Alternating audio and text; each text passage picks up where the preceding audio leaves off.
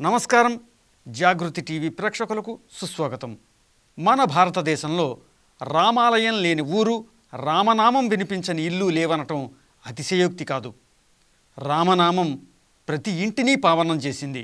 2 అక్షరాల రామనామ స్మరణ ఇచ్చే పుణ్యఫలం ఇంత అని చెప్పటం ఇంద్రాది దేవతలకు సైతం అసాధ్యమన్నది మన పెద్దలు మహర్షుల మాట. అంతటి సుగుణాభిరాముడైనటువంటి శ్రీరాముడికి దేశమంతటా ఆలయాలున్నాయి. ఈ ఆలయాల్లో జనబాహుళ్యానికి అంతగా తెలియని విశిష్టమైన రామాలయాలు మన తెలుగు నేలలోనే ఎన్నో ఉన్నాయి. వాటిలో కొన్నిటి గురించి చెప్పడం కోసం Rama Ayodhya documentary, Shriman Rama animation series రూపశిల్పి అయిన రచయిత, దర్శకులు శ్రీ సత్యకాశీ భార్గవ గారు మనతో ఉన్నారు. వారిని అడిగి విశిష్టమైనటువంటి కొన్ని రామాలయాల గురించి తెలుసుకుందాం. నమస్కారం సత్యకాశీ భార్గవ గారు. నమస్కారం అండి. మరొక్కసారి జాగృతి ప్రేక్షకుల ముందుకు వచ్చినందుకు మీకు ధన్యవాదాలు తెలియజేస్తూ, ఈ రామ అయోధ్య డాక్యుమెంటరీ ద్వారా కావచ్చు, అలాగే Shriman Rama animation television series ద్వారా కావచ్చు, విశేషమైనటువంటి ప్రజాదరణ పొందారు మీరు. అయితే మీ ఈ జర్నీలో ఎన్నో అద్భుతమైనటువంటి, విశేషమైనటువంటి, ప్రాధాన్యత కలిగినటువంటి రామాలయాలు ఎన్నిటినో మీరు దర్శించుంటారు. సో ఈ సందర్భంగా మాకు వాటి గురించి కొన్ని విశేషాలు ఏమన్నా చెప్పండి. జాగృతి ప్రేక్షకులందరికీ నమస్కారం. ఈ అవకాశాన్ని రాముడి గురించి, రాముడి యొక్క దేవాలయాల గురించి, రామక్షేత్రాల గురించి రాముడి ఇచ్చిన అవకాశంగా భావిస్తున్నాను. పెద్ద పెద్ద రాముడి యొక్క క్షేత్రాల గురించి చాలా ప్రసిద్ధమైనవి, చాలా చాలా రేర్ ఇది ఉన్నవి, చాలామందికి తెలియవలసిన అవసరం ఉన్న క్షేత్రాల గురించి మనం మాట్లాడదాము. ముఖ్యంగా అందులో మొట్టమొదటిది ఏంటంటే నేను చెప్దాం అనుకున్నది శ్రీరామనామ క్షేత్రము అనేది ఒకటి ఉన్నదండి గుంటూరులో. ఇంతవరకు భూమి మీద అలాంటి క్షేత్రం ఇంకోటి లేదు అని అనడంలో అతిశయోక్తి అస్సలు లేదు. ఎందుకంటే ఉన్నవన్నీ ఇంతవరకు ప్రతి దగ్గర అంటే రాముడి క్షేత్రాలు అంటే రాముడు ఉంటాడు, సీతమ్మ వారు ఉంటారు. సో ఈ లెవెల్లో. బట్ కలియుగంలో ముఖ్యంగా మహాత్ములు అందరూ చెప్పారు, రామభక్తులు మహాత్ములు అందరూ చెప్పింది రాముడి కన్నా కూడా పవర్ఫుల్ శ్రీరామనామము. సో నామము అంటే రాముడి కన్నా, ఇప్పుడు తులసిదాస్ గారు తన రామచంద్ర మానసులు అంటారు, రాముడితో అంటారు, ఒక దోహా ఉంటుంది, శ్రీరాముడిని అండి నువ్వు మ్యాక్సిమం ఎంతమందికి మోక్షం ఇచ్చావంటే నువ్వు ఉన్నప్పుడు, నువ్వు ఉంటుండగా కొంతమందికి మోక్షం ఇచ్చావు ప్రత్యక్షంగాను. బట్ నువ్వు అవతారం చాలించిన తర్వాత మోక్షం ఎవరిస్తున్నానంటే రామనామమే. అండ్ రాముడి యొక్క అవతారానికి ముందు కూడా శ్రీరామనామం ఉంది, ఆ తర్వాత కూడా ఉంది అని రామచంద్ర మానస్ రాసిన తులసిదాస్ గారు అంటారు. సో అలాగే అనేక మంది మహాత్ములు కూడా అది అంటారు. సో అలాంటి శ్రీరామనామాన్నే మెయిన్ ఇది కింద పెట్టుకొని వెలిసిన క్షేత్రం, రామనామం పేరిట ఏర్పడినటువంటి క్షేత్రం శ్రీరామనామ క్షేత్రము అనేది. అది శ్రీ రాగం ఆంజనేయులు గారనే మహానుభావుడు అది స్థాపించారు. స్థాపించినది 1926 1926లో స్థాపించారండి క్షేత్రము. ఆ క్షేత్రం స్థాపించిన తర్వాత ఆల్మోస్ట్ కొన్ని యాక్టివిటీస్ జరుగుతూ అఫీషియల్ 1936 నుండి అంటే 1936 నుండి అఖండ శ్రీరామనామ జపం 24 hours ప్రతిరోజు 24 గంటలు ప్రతి వారము 365 రోజులు సంవత్సరము అలాగే అఖండంగా ఇప్పటికీ జరుగుతున్నది. రేపు నెక్స్ట్ ఇయర్ 2026కి 100 years కంప్లీట్ చేసుకుంటారు సక్సెస్ఫుల్లీ. సో మామూలుగా ఒక్కసారి శ్రీరామ అని అంటేనే ఒక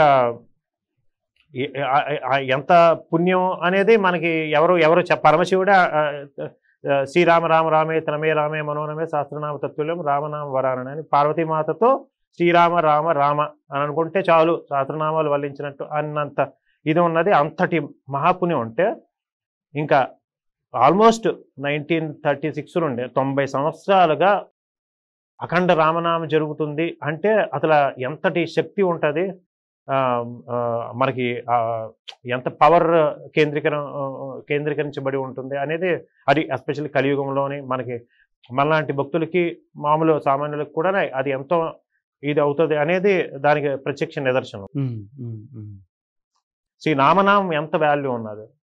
so what is the equivalent to that అని ఒక పూర్వకాలంలో ఒక మూర్ఖుడో అజ్ఞానో లేకపోతే నాస్తికుడు ఒకడు ఉండేవాడు. సో ఆ టైంలో వీళ్ళు మహానుభావులు ఇలాగ ఎవరో రామ భక్తులు శ్రీరామనామ భజన చేస్తూ వెళ్తుంటే తనను చూసి అపహాస్యం చేశారంట. చేస్తే ఆ గురువు వచ్చి, బాబు రామనామం అంటే మామూలుది కాదు, చాలా పవర్ఫుల్, ఒకసారి శ్రీరామనామ జపం చేస్తేనే అనంత ఇది వస్తుంది, అసలు శ్రీరామ అంటే శ్రీరామనామం అంత గొప్పదా, అంతేం లేదు అని అంటాడు. ఆ దీనిలో అలాగ శ్రీరామన అని ఒకసారి అంటాడు, జన్మ అయిపోద్ది, యమదూతలు వచ్చి యముడి దగ్గరికి పట్టుకుని వెళ్తారు. ఈ గురువు అయితే చెప్పినప్పుడు ఏంటంటే ఇంకొక విషయం చెప్తాడు, నువ్వు శ్రీరామనామం మాత్రం దానికి ఈక్వలెంట్ తుయ్యలేము, ఏది త్రాసులో పెడితే తుయ్యలేము. నువ్వు ఎవడన్నా ఏదన్నా ఇప్పుడు ఒక మనీ ఇస్తే దానికి ఒక రేటు ఉంటుంది, ఏదో ఒకటి ఉంటే ఏదో ఉంటే ఒక రేటు ఉంటుంది, దీనికి రేటు కట్టలేము, సో నువ్వు దీన్ని అమ్ముకోవద్దు అని చెప్తాడు. సో అది గుర్తుంటుంది. సో ఈ చనిపోయిన తర్వాత తన ఆత్మ ఈ యమధర్మరాజుకి ఇది అనేప్పుడు అసలు ఏముడు అడుగుతాడు, ఏంటి నువ్వు అన్నీ మొత్తం అన్నీను పాపాలు చేసావు, పుణ్యాలు పెద్ద ఇవ్వలేవు, పుణ్యం ఏమైనా చేసావంటే చెప్పు, ఏమున్నాయి నువ్వే చెప్పంటే తిను గుర్తు, ఆ గురువు గారు అప్పుడు గుర్తు వస్తుంది, శ్రీరామనామం కాదు ఆ మహాపుణ్యం, దానికి తోచలేము అని. సో తిను చెప్పాడు, నేను శ్రీరామనామం ఒకసారి చెప్పానని. అంటే ఓహో అవునా, అయితే దానికి ఏంటి, పుణ్యం చేసావు ఓకే కరెక్టే, దానికి ఏంటి ఇమ్మంటావు అని అంటాడు యమధర్మరాజు. అంటే నేను దానికి వెలకట్టలేను, మీరే వెలకట్టి ఇవ్వండి అంటే తిను సందిగ్ధంలో పడతాడు. ఏంటి శ్రీరామనామానికి నన్ను అడుగుతున్నాడు, ఏంటంటే డౌట్ వస్తే నాకు కొద్దిగా డౌట్గా ఉంది, ఇంద్రుడి దగ్గరికి వెళ్దాము ఒకసారి పద అని అంటాడు. అంటే ఈ తినేనంటే నాకు ఒక కండిషను, నాకు ఒక పల్లకీలో పట్టుకుని వెళ్ళాలి, ఆ పల్లకి బోయేల్లో నువ్వు కూడా మొయ్యాలి అంటే యమధర్మరాజు ఆశ్చర్యపోతాడు. ఏంటి అంటే రామనామం అంత గ్రేటా, నన్ను మొయ్యమంటున్నాడు, ఓకేలే ఎందుకు వచ్చినది శ్రీరామనామం అంత పవర్ఫుల్ ఇది కదా, సో ఓకేలే అంతే కామోదు అని తను కూడా ఒక బోయిగా చేసి ఇంద్రుడి దగ్గరికి వెళ్తాడు. ఇంద్రుడి దగ్గరికి వెళ్ళి ఇది పరిస్థితి, ఒకసారి అన్న శ్రీరామ అని జపం చేశాడంటే ఎంత వాల్యూ పుణ్యం ఇవ్వాలో తెలియట్లేదు, మీరు చెప్పండి అంటే ఇంద్రుడికి కూడా తెలియదు. ఇంద్రుడు అంటే అవునా నాకు తెలియదు, కొద్ది క్లారిటీ కోసం బ్రహ్మ గారి దగ్గరికి వెళ్దాము అంటారు. బ్రహ్మ దగ్గరికి వెళ్తే మళ్ళీ సేమ్ తిను అదే అంటాడు, అది డౌట్ మీకు, సో నేను దానికి వాల్యూ కట్టలేను, మీరే వాల్యూ కట్టలేకపోతాను, సో మీరు కూడా ఇంద్రుడిని కూడా నువ్వు కూడా నాకు బోయిగా ఉంటే నేను వస్తాను ఇక్కడ నుండి అంటాడు. సో యమధర్మరాజు ఒక బోయి, ఇంద్రుడు ఒక బోయిగా మోస్తూ తిరని పల్లకీలో బ్రహ్మగారి దగ్గరికి వెళ్తారు.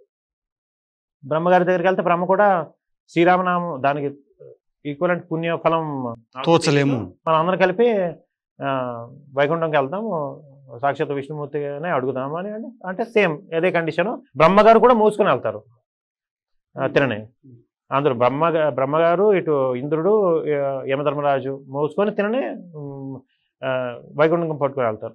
చెప్తారు ముగ్గురు కలిపి అలా మొరపెట్టుకుంటారు, మా ప్రభు ఈయన ఒకసారి శ్రీరామనామం ఏదో అన్నాడు అంట, ఒకసారి అది కూడా ఏదో అన్ఇంట్రెస్టెడ్గా ఏదో నమ్మకం లేకుండా అన్నాడు, దానికి ఎంత వాల్యూ కట్టాలో మాకు తెలియట్లేదు, తనకి తెలియదంట, మీరు చెప్పండి ఎంత వాల్యూ అంటే దాని వాల్యూ నేను కూడా చెప్పలేను, మీరు ఇంకెళ్ళండి తిన నాలో కల్పించుకుంటాను, ఇంక ఇతనికి మోక్షం ఇస్తాను అని. నామానికి అంత శక్తి ఉంది కలియుగంలో అనేది చెప్పడానికి ఇది చెప్పిన ఇది అని మామూలుగా. సో ఆ ఇన్స్పిరేషన్తో ఆయన రాఘవ ఆంజనేయులు గారు దాన్ని స్థాపించారు. ఆయన పుట్టినప్పటి నుండే ఆయన వాళ్ళ ఫాదర్ కూడా రామభక్తుడు, రాఘవం పిచ్చయ్య గారు, పిచ్చయ్య దాస్ ఆయన పేరు, పిచ్చయ్య దాస్ గారు ఈ క్షేత్రాన్ని స్థాపించిన వారి యొక్క తండ్రి గారు అన్నమాట. ఆయన అంటే తన లైఫ్లో రామనామం మొత్తం రామకోటి రాసి అది సమర్పించడానికి భద్రాచలం వెళ్ళి, అప్పుడు అందరూ భద్రాచలం కదా, భద్రాచలంకి వెళ్ళి సమర్పించుకుందామని సమర్పించిన తర్వాత గోదావరి నదికి వెళ్ళి అక్కడ శరీరం వదిలేశారు.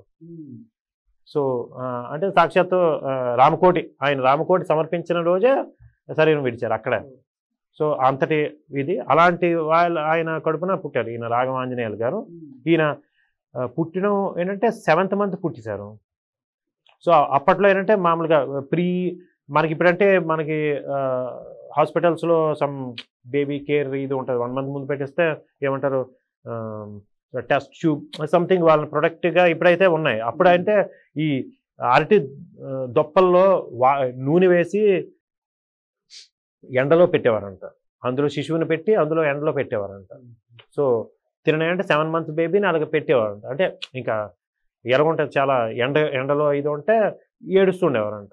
సో వాళ్ళ మదరు ఏంటంటే ఫస్ట్ నుండి ఆవిడ మహాభక్తురాలు. రామ పాటలు, రామ భజనలు అవి చేసేవారంట. రాముడి పాటలు పాడుతుంటే తిను నవ్వుతూ వినేవాడంట.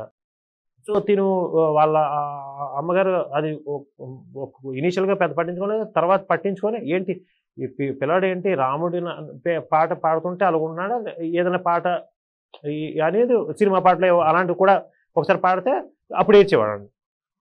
బట్ రాముడి పాట పాడితే అంటే అప్పటికి వాళ్ళ తల్లిదండ్రులకి అర్థమైంది తిను మా పరమ భక్తుల్లా ఉన్నాడు. సో అని అప్పటి నుండి తనకి అలాంటి పుస్తకాలు, అలాంటి కథలు చెప్పడం, రాముడి గురించి చెప్పడం, ఆ లెవెల్లో అన్నీను ఇది చేస్తూ చిన్నప్పుడు తను ఆటలాడుకోవడం కూడాను చిన్న చిన్న రాముడి బొమ్మలు పెట్టుకొని ఒక రాముడి పీటలాగా పెట్టి ఆ పీట ఆయన చిన్నప్పుడు పూజ చేసిన పీట కూడా ఇప్పుడు రామనామ క్షేత్రంలో ఉంటుంది, మనం దర్శించవచ్చు.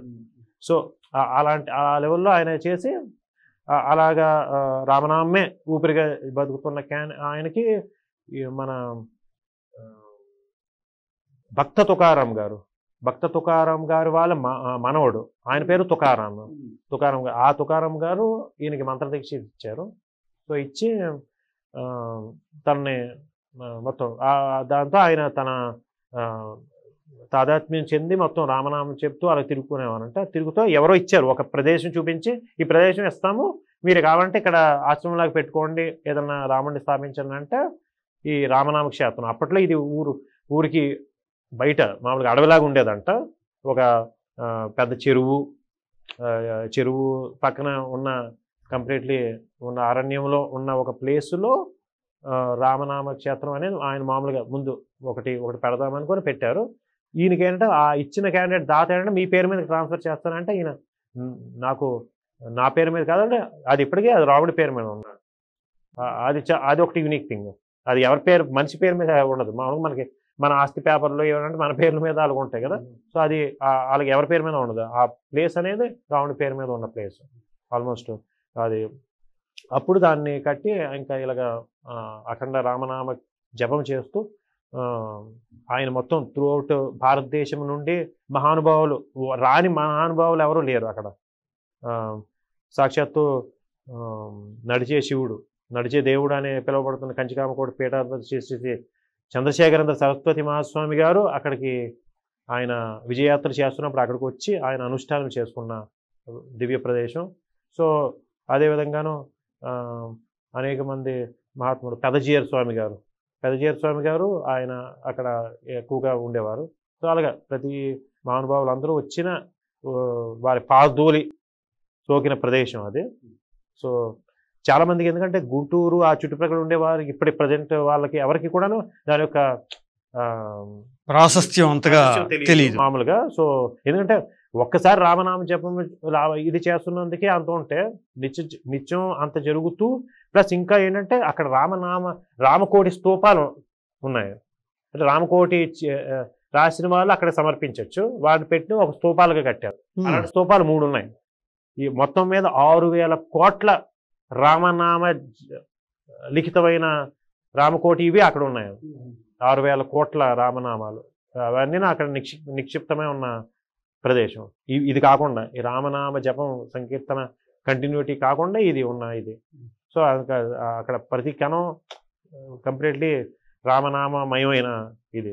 సో అది అలాంటిది డిఫరెంట్గా అందరికీ అది. ఎందుకంటే కలియుగంలో చాలా సింపుల్గా తరించే మార్గం అంటే నామజపం కాబట్టి.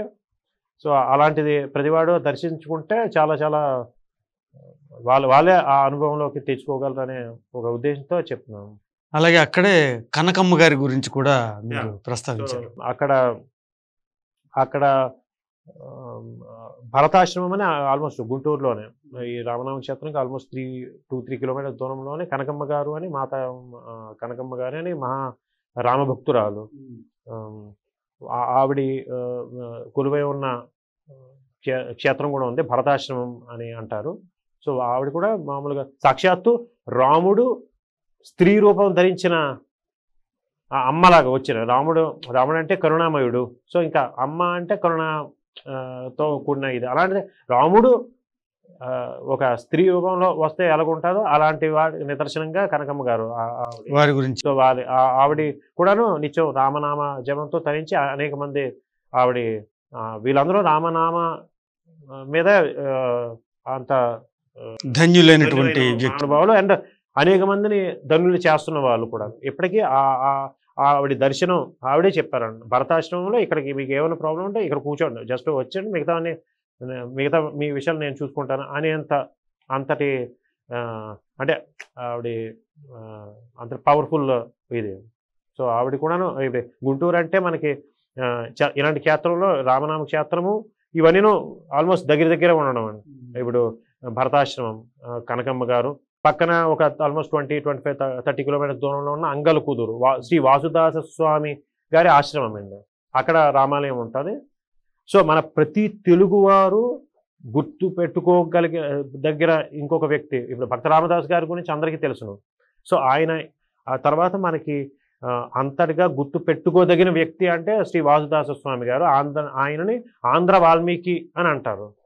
ఎందుకంటే వాల్మీకి రామాయణాన్ని ఈయన 108 సార్లు ఆ పద్ధతి పారాయణ ఉంటుంది కదా, ఎలాగ పెద్దలు చెప్పిన శాస్త్రరీత్యా ఎలాగ పారాయణ చేయాలో అలాగ 108 సార్లు పారాయణ చేసి యథాతథంగా వాల్మీకి రామాయణం సంస్కృత వాల్మీకి రామాయణాన్ని యథాతథంగా తెలుగులోకి 24,000 శ్లోకాలు యాజ్ ఇట్ ఈజ్ 24,000 పద్యాలుగా అనువాదించేసిన మొట్టమొదటి తెలుగు వ్యక్తి ఆయన.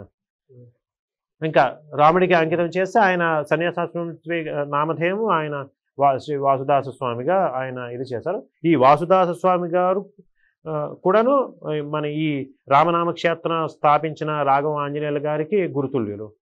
సో ఈయన అలాంటి అంతటి మహానుభావుడు ఈయన. సో ఆయన స్థాపించిన ఆశ్రమం ఇప్పుడు అంగల కుదురులో ఉంటుందండి. ఆయన రాసిన తెలుగు రామాయణానికి మందరం అనేది పేరు ఆల్మోస్ట్ మొత్తం 7 కాండలు ఆయన పద్య రూపంలో ఇది ఉంటుంది. అది కాకుండా ఆయన రాముడి మీద సీతమ్మ వారి మీద చిన్న అనేక సాహిత్యం రాశారు. అందులో చాలా అద్భుతమైన సాహిత్యం ఏంటంటే ఒక పాటలు రాశారు, తేలిక అర్థమయ్యే లలిత సాహిత్యం లాగా, ఒక లల్లాయి పాటల్లాగా అద్భుతమైన ఇది ఏంటంటే ఇంకా రాముల వారిని సీతమ్మ వారిని మార్నింగ్ లేపినప్పటి నుండి అంటే వాళ్ళని సుప్రభాతం ఇదిలాగా అంటే వాళ్ళ సొంత బిడ్డల్లాగా లేచినప్పుడు స్నానం చేయించడం, ఇది పడుకోబెట్టడం, మళ్ళీ ఈ లెవెల్లో మొత్తం అనేక వందల పాటలు రాశారు ఆయన. అవన్నీ యాక్చువల్గా అవి చాలామందికి అది పుస్తకాల రూపంలో మనకి దొరుకుతాయి. అక్కడ అంగల కుదురు ఆశ్రమంలో అవి అవైలబుల్ అవుతాయి. సో అవి డిఫరెంట్గా ప్రతి తెలుగువాడు, ఎందుకంటే మనకి తెలుగువారికి పుట్టినందుకు మనకి అలాంటి మహానుభావులు ఉన్నారు అనేది కనీసం వాళ్ళని ఫాలో అవ్వడం తర్వాత విషయం. కనీసం అలాంటి వాళ్ళు ఉన్నారనేది మనకి చేస్తే వాళ్ళ గురించి తెలుసుకోవడమే మనకి మహద్భాగ్యం. సో అలాగే మీరు ఇందాక మాట్లాడుతూ హైదరాబాద్లోని ఉప్పల్ ప్రాంతంలో ఉన్నటువంటి 400 ఏళ్ల రామాలయం గురించి కూడా చెప్పి ఇప్పుడు మన హైదరాబాద్లోనే అనేక రామాలయాలు ఉన్నాయి. చాలా ఇంపార్టెంట్ ఒక యునిక్నెస్ ఉన్న రామాలయం ఏంటంటే ఉప్పల్లో ఉన్నదండి. సీతారామస్వామి దేవాలయం ఉప్పల్లో ఉంటుంది. జస్ట్ ఉప్పల్ చౌరస్తాకి జస్ట్ ఒక 200-300 మీటర్స్ దూరంలో ఉంటుంది. సో దానికి ఆల్మోస్ట్ మనకి భద్రాచలంకి ఎంత చరిత్ర ఉందో అంతే. భద్రాచలం అంటే ఆల్మోస్ట్ మనకి 350 years చరిత్ర, 400 వరకు ఉంటుంది కదా. సో ఆల్మోస్ట్ అంతటి చరిత్ర ఉన్న ఒక దేవాలయం. ఆ దేవాలయం యొక్క మెయిన్ చరిత్ర ఏంటంటే అక్కడ సీతమ్మవారు, రాముడు, లక్ష్మణుడు మూర్తులు చాలా దివ్యమైన మూర్తులు ఉంటాయి. సో దాని చరిత్ర చాలా ఇంట్రెస్టింగ్ ఉంటుందండి. ముఖ్యంగా మన జాగృతి ప్రేక్షకులకి ఒక థ్రిల్లర్ సినిమా వెంటనే ఫీలింగ్ కలుగుతుంది. అది పంచుకుందాం అనుకుంటున్నా. అది ప్రధాన పూజారి గారు తన స్వయంగా నాకు చెప్పిన విషయము. అది ఇనీషియల్ 400 years క్రితం సో వీళ్ళ పూర్వీకుడు ఆయన ఈ దేవత ఎవరైతే ఆలయాన్ని పెట్టుకున్నారో ఆయన రామభక్తుడు అంట.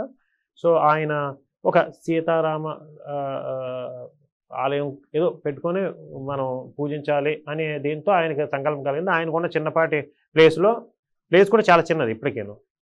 ఆల్మోస్ట్ మన ఒక ఇల్లు ఇండిపెండెంట్ హౌస్ ఉన్న అంత ఒక మ్యాక్సిమం ఒక 500 స్క్వేర్ యార్డ్స్ ఉంటుంది, మ్యాక్సిమం 600 స్క్వేర్ యార్డ్స్ ఉంటుంది. బట్ అద్భుతమైన ఆలయం. సో అక్కడ ఒక చిన్న ఒక తడిగిలతో పెట్టుకొని ఒక కట్టుకున్నారంట ఆయనకున్న శక్తి కొలది. కానీ సీతమ్మ వారు మా మామూలుగా మూర్తులు లేవు తనకి. సో మూర్తులు లేకపోతే ఎవరో చెప్పారంట, ఆ పక్క ఊళ్ళో ఎక్కడో ఒక జమీందారు ఉన్నారు, ఆయన దగ్గర ఆయనకి వెళ్ళి అడుగు ఉండొచ్చు అంటే అక్కడికి వెళ్ళి అడిగారంట. సో ఆయన ఏంటంటే ఒక జమీందారు చాలా బిగ్ లెవెల్లో ఒక పెద్ద రాముడి గుడి కట్టాలని అనుకున్నారంట. అనుకొని అప్పట్లోనే ఎక్కడ రాజస్థాన్లోనో ఎక్కడ నుండో నార్త్ నుండి మూర్తులు సీతమ్మ వారు ఆ రాముడు లక్ష్మణుని మూర్తులు అద్భుతమైన మూర్తులు చెక్కించి తెప్పించారంట. తెప్పించి పెడితే సంథింగ్ ఆయనకి ఏంటంటే దొంగలు పడి ఆయన స్థలం ఏవో పోయినో ఏదో చేస్తే ఆయన ఏంటంటే మనసు విరిగిపోయి ఇవి వచ్చి మనకి ఒక చెడయింది అనేసి ఇంకా అని మూర్తులు అన్నింటినీ ఎక్కడో ఆయన స్టోర్ రూమ్ ఎక్కడో అవుట్ జమీందార్ కంటే బోల్డ్ తోటలో ఎక్కడో ఏదో ఉంటాయి కదా ఎక్కడో పెట్టారంట. ఈయన దగ్గరికి వెళ్ళి అడిగారంట, ఇలా మీ దగ్గర సీతారామ లక్ష్మణ మూర్తులు ఉన్నాయంట విన్నామంటే అక్కడ మా తోటలో ఎక్కడో అవుట్ సైడ్ ఎక్కడో పెట్టాము కాబట్టి అవి మాకేం అవసరం తేలి తీసుకో అన్నారంట. అప్పట్లో 400 సంవత్సరాల క్రితం అంటే అక్కడ అన్ని అడవులు చిన్న చిన్న గుట్టలు అలాగే ఉంటాయి కదా.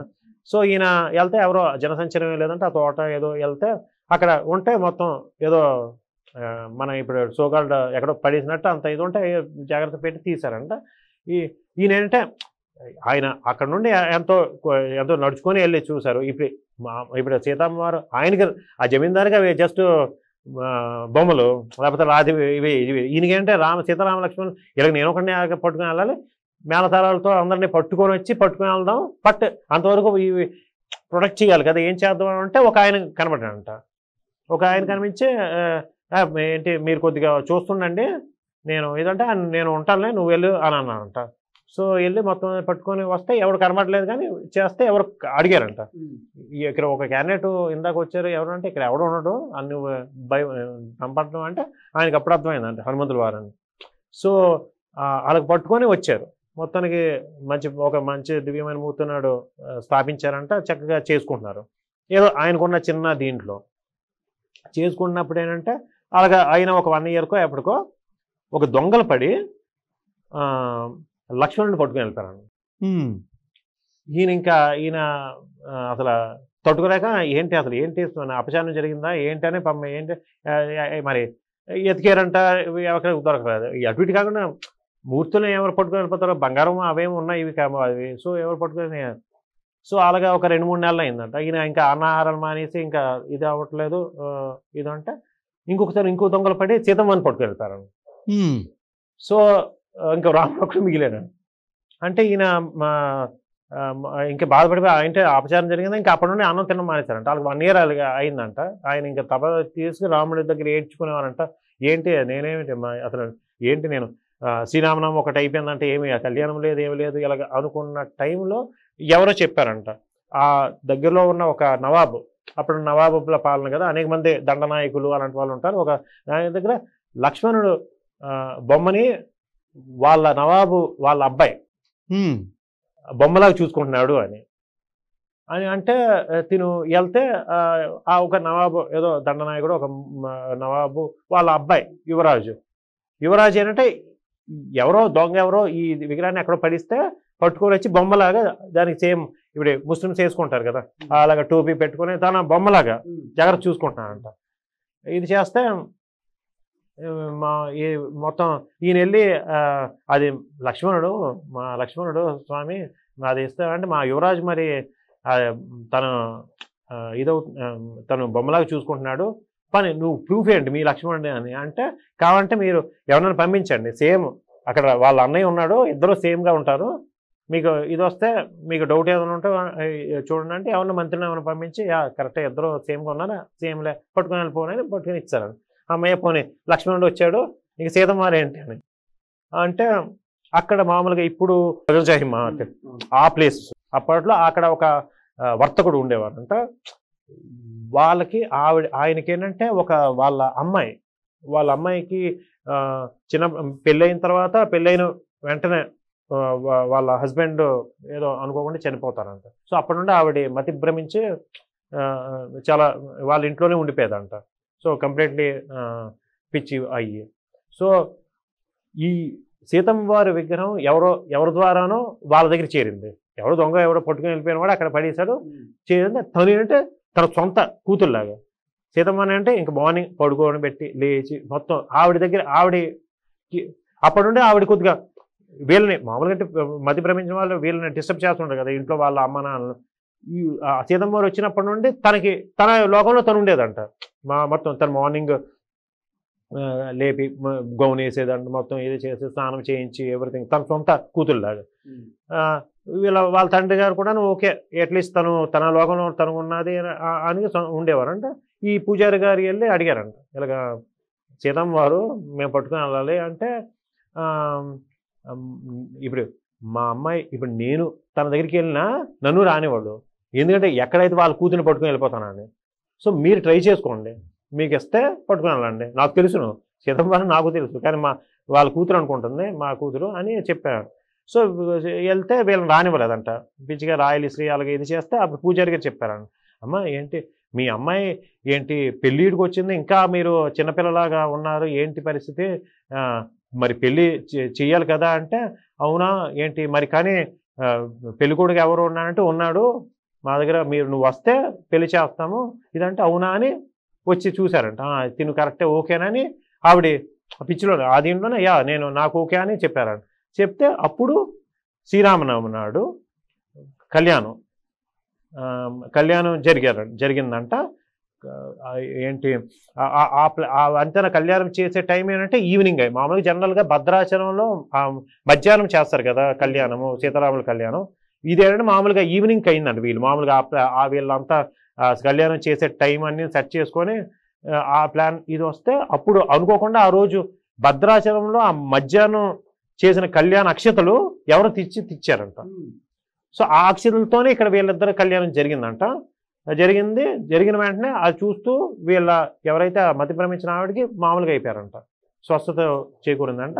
అప్పటి నుండి ఈ 400 సంవత్సరాలుగా ప్రతి సంవత్సరము శ్రీరామనవమి నాడు అక్కడ మధ్యాహ్నం అక్కడ అక్షతలు ఎవరో ఒకరు ఇక్కడ తెస్తారంట. వీళ్ళేమేం డిమాండ్ చేస్తే అలాగేం కాదు, ఎవరో ఒకరు తెచ్చి ఇస్తారో ఆ అక్షతలతోనే ఇక్కడ పూజ జరుగుతుంది, అది కళ్యాణం జరుగుద్ది. సో ఆ పరంగా ఉప్పల రామాయణం చాలా చాలా దివ్యమైన ఇది. తర్వాత అప్పటి నుండి చాలా బాగా జరిగేది. సో లాస్ట్ ఒక 20 years క్రితమే మొత్తం బాగా కట్టించారు. ఇప్పుడు చాలా బాగుంటుంది. ఒక థ్రిల్లర్ స్టోరీ లాగా ఉంది ఇదంతా కూడా. మేము ఆయనకి ప్రధాన పూజారి గారు నాకు చెప్పినప్పుడు నేను అదే అన్నా, ఇది అద్భుతమైన తెలుగు కమర్షియల్ తెలుగు అంతే కదా, ఎలిమెంట్స్ అన్నీ ఉన్నాయి మంచి. అంటే నేను చాలా బ్రీఫ్గా చెప్పాను. ఆయన నాకు ఆల్మోస్ట్ 2 hours చెప్పాను. ఆయన తపన ఇది అనుకోని నేను జస్ట్ అలా చెప్పా 10 నిమిషాలు. అలాగే మీరు ఇందాక ఇంకో ప్రస్తావన కూడా చేశారు, వికారాబాద్ అటవీ ప్రాంతంలో. ఎందుకంటే ఇంకొక చాలా ఇంపార్టెంట్ రాముడితో ముడిపడి ఉన్న ఇంకొక క్షేత్రం మన హైదరాబాద్లో. ఇంకా కరెక్ట్ చెప్పాలంటే ప్రతి వాళ్ళకి మన హైదరాబాద్లో ఉన్న ప్రతి వాళ్ళకి ఒక విధంగానో వీకెండ్ స్పాట్ అంటే వికారాబాద్ కదా. అనంత పద్మనాభ స్వామి టెంపుల్ అందరికీ తెలుసును. సో అక్కడ 2 టెంపుల్స్ ఉన్నాయండి. ఒకటి బుగ్గా రామలింగేశ్వర స్వామి టెంపుల్, ఇంకోటి రామలింగేశ్వర స్వామి మందిరం. ఈ బుగ్గా రామలింగేశ్వర స్వామి మందిరం ఏంటంటే రాముడు ప్రతిష్ఠించిన లింగం అని మామూలుగా చెప్పాలంటే రాముడు వెళ్తున్నప్పుడు తను ప్రతిష్ఠించిన లింగం అని. ఈ బుగ్గ అని ఎందుకు అంటారంటే అక్కడ ఒక నీటి బుగ్గ ఉంటుంది, అది మూచికుంద నది ఆరిజిన్. అంటే మూచికుంద నది అంటే మూసీ నది. మన మూసీ నది యాక్చువల్గా అక్కడ మూసీ నదికి మామూలుగా మెయిన్ పేరు మూచికుంద నది. సో ఆ మూచికుంద నది ఒక జన్మస్థానం అక్కడ. ప్లస్ నీటితోనే రాముడు మొట్టమొదటి అభిషేకం చేస్తానని అక్కడ స్థల ప్రాశస్త్యం. సో అదేవిధంగా అక్కడికి ఇంకొక 4-5 ఆల్మోస్ట్ 6 kilometers దూరంలో ఇంకొక రామలింగేశ్వర స్వామి టెంపుల్లో ఉంటుంది. అది కూడా అది ఇంకా ఇంటీరియర్ ఆఫ్ అడవి ఇది. సో అక్కడ కూడా రాముడు స్వయంగా ప్రతిష్ఠ చేసిన రామలింగేశ్వర స్వామి దేవాలయం. సో ఇవి రెండు మామూలుగా రాముడితో నాకు తెలిసి నేను దర్శించిన రాముడి క్షేత్రాల్లో రాముడితో మమైకం ఉన్న క్షేత్రాల్లో ఇది ఒకటి. ఇది చాలామందికి వికారాబాద్ మా చాలామంది వెళ్తున్నా ఈ ఆ ప్రాంతీయులకి హైదరాబాద్లో ఉన్న కొందరికి తెలిసి ఉండొచ్చు. మామూలు జనరల్గా చాలామంది చూసినా ఇది అనేది కొంత మామూలు గుడి అనుకుని దర్శనం చేసుకుని వచ్చేస్తారు. సో ఆ పరంగా నాది అండ్ హైదరాబాద్తో ఇది మూచికుందన్నది, మూసీ నది జన్మస్థానం అక్కడే ఉన్నదనేది చాలా మందికి తెలియదు. విజయనగరం రామనారాయణ ఆలయం గురించి కూడా ఆ జిల్లాలో విజయనగరం మాది విజయనగరం కాబట్టి మాకు అది చాలా ఇంపార్టెంట్. అంటే అది స్థాపించి మ్యాక్సిమం 20-25 ఇయర్స్ క్రితమే అయింది. సో రామనారాయణ ఇది మామూలుగా మనం అందరూ రీల్స్లోని వీటిలో చాలా మంది చిరపరిచితమే. అంటే టాప్ వ్యూలో కంప్లీట్లీ బాణం ధనస్సు ఆకారంలో ఉన్న ఆలయం. ఆ ధనస్సు బాణం, ఆ బాణం చివరిలో హనుమాన్ ఆల్మోస్ట్ 108 feet ఎంత ఉంటుంది. నైట్ పూట మంచి అక్కడ లేజర్ షోలు చాలా బాగా చేస్తారండి. సో అది మెయిన్ ఏంటంటే మామూలుగా ప్లస్ లోపల ఏంటంటే మొత్తం రామాయణాన్ని బొమ్మల రూపంలో ఆల్మోస్ట్ ఒక 40-50 ఇవి చిత్రకళ ఇవి ఉంటాయి. సేమ్ అది రామనారాయణ టెంపుల్లోనే ఉంటుంది. ఏంటి గుంటూరు రామనామ క్షేత్రంలో కూడా ఉంటుంది. ఆ 30 ఫ్రేముల్లో పెద్ద పెద్ద ఫ్రేముల్లో అసలు అద్భుతమైన జీవకళ ఉట్టిపడే విధంగా ఉంటాయి. సో ఇది ఒక మెయిన్ ఈ రామనారాయణ టెంపుల్ గురించి అంటే ఓకే రాముడి యొక్క భక్తితో చేసుకున్నారు, చాలా అద్భుతమైనది. బట్ మనం చాలా కొద్ది ఇన్స్పైరింగ్ ఇది ఇప్పటి తరం వాళ్ళు కొద్ది ఇన్స్పిరేషన్ తెలుసుకోవాల్సింది అంటే అది కట్టిన ఆయన రామభక్తుడు. సో ఆయన మొత్తం ఎలాగ కట్టాలి రాముడి యొక్క దేవాలయం మన అది వాళ్ళ సొంత ప్లేసు. ఆ సొంత ప్లేస్లోని కట్టి మొత్తం ప్లాన్ అంతా చేసుకున్నాను. ఆయన మొత్తం అంతా ప్లాన్ చేసుకుని ఎవ్రీథింగ్ చేశారు. ఎలా చెయ్యాలి ఏంటంటే చెయ్యాలి మొత్తం డిజైన్ అన్నీ చేసుకున్న తర్వాత ఆయన సరైన విడిచిపెట్టారు. సో బట్ మామూలుగా అయితే ఆయన డ్రీమ్ అది మామూలు. బట్ ఆయన లైఫ్ టైంలో ఆయన ఇది అవ్వలేదు. బట్ ఆయన కొడుకులు 4 ఉంటారు. సేమ్ రామలక్ష్మణ భరత శత్రుఘ్నులు అన్నట్టుగాను వాళ్ళు 4 పూనుకొని వాళ్ళ తండ్రి గారి యొక్క డ్రీమ్ని సాకారం చేసి ఇప్పుడు అది రామనారాయణ క్షేత్రం మనం చూస్తుంది. చాలా ఇన్స్పిరేషన్. ఆయన వాళ్ళు మంచి ధర్మకార్యాలు చేస్తూ రాముడికి సంబంధించిన అనేక సదస్సులు నిర్వహిస్తూ ఉంటారు. చాలా మంచి ఫేమస్ ఇది. ఇంకొకటి మనకి తూర్పుగోదావరి జిల్లా కాకినాడ దగ్గర జీ మామిడాడ అని ఉన్నది. కాకినాడ నుండి 30 కిలోమీటర్ల దూరంలో గొల్లల మామిడాడ అని ఉన్నది. అక్కడ ఒక almost 130 years old Sitaramaswamy temple ఉంటుందండి. అద్భుతమైన టెంపుల్. అసలు గోపురాలు ఉంటాయి, 3 గోపురాలు. అసలు గోపురాలు అప్పట్లో 130-140 సంవత్సరాల క్రితం అలాగ కట్టారు. అసలు శిల్పకళ అసలు లెవెల్లో టాప్ నాచ్. అసలు ఒక సివిల్ ఇంజనీరింగ్ ఆర్కిటెక్ట్స్కి వాటికి అదొక లెసన్ కింద చేయొచ్చు. భక్తి లేకపోయినా పర్లేదు, నేను అందరికీ అది చెప్పాను. భక్తి ఉన్నా లేకపోయినా అది తర్వాత రావచ్చు. అసలు అప్పట్లో ఎలా కట్టారు చూడండి, అసలు అద్భుతమైన శిల్పకళా చాతుర్యం. సో డిఫరెంట్గా అందరూ ఎవరికైనా టెంపుల్ ఆర్కిటెక్చర్ మీద రీసెర్చ్ చేస్తున్న వాళ్ళకి, ఇంట్రెస్ట్ ఉన్న వాళ్ళకి గొల్లల మామిడాడ కాకినాడకి 30 కిలోమీటర్ల దూరంలో ఉంటుంది. అక్కడ కూడాను ప్రతి శ్రీరామనవమి ఘనంగా జరుగుద్ది. సో సీతారామ లక్ష్మణుడు చాలా అద్భుతమైన మూర్తులు, అసలు రియల్గా నిజంగా ఉన్నట్టు ఉంటాయి, భలే ఉంటాయి. ఆ శిల్పకళ కూడా మొత్తం శిల్పకళ కూడా ఏంటంటే ఒక్కొక్క గోపురం మీద ఒక స్టోరీ. ఒక గోపురం మీద ఏమో కంప్లీట్లీ దశావతారాలు, ఇంకో గోపురం ఏంటంటే మొత్తం రామాయణం ఉంటుంది, ఇంకో గోపురం మీద ఏంటంటే రాముడి యొక్క అస్త్ర దేవతలు ఒకటి ఉంటుంది, చాలా బాగుంది. మరి ఇప్పుడు రాముడికి బ్రహ్మాస్త్రం, ఆగ్నేయాస్త్రం, వాయువ్యాస్త్రం, రాముడికి అస్త్రదేవతలు అందరూ ప్రదక్షిణ చేస్తున్న ఒక దీన్ని ఇప్పుడు 3D ఇమేజ్లు అంటాం కదా, ఆ రేంజ్లో చెక్కారు. రేట్లలో 3D ఆర్కిటెక్చర్ ఆ రోజుల్లో ఆల్మోస్ట్ 130-120 years క్రితం అనుకుంటా. ఆల్మోస్ట్ 1901-2 అయ్యి ఉంటుంది. అదొకటి చాలా అద్భుతమైన క్షేత్రం. చాలా మందికి ఇది కూడా చాలా మందికి తెలుసును, కానీ విస్తృతంగా అవగాహన లేక అవగాహన లేదు. ఆ చుట్టుపక్కల ఉండే వాళ్ళు చాలా ఇది, బట్ అద్భుతమైన దేవాలయం అది, చాలా బాగుంటుంది. ధన్యవాదాలు సత్యకాశి భార్గవ్ గారు. రామనవమి నేపథ్యంలో విశిష్టమైనటువంటి ప్రాధాన్యత కలిగినటువంటి పలు రామాలయాల గురించి తెలియజేశారు. మరో సందర్భంలో మళ్ళీ కలుసుకుందాం. నమస్కారం. జై శ్రీరామ్. జై శ్రీరామ్.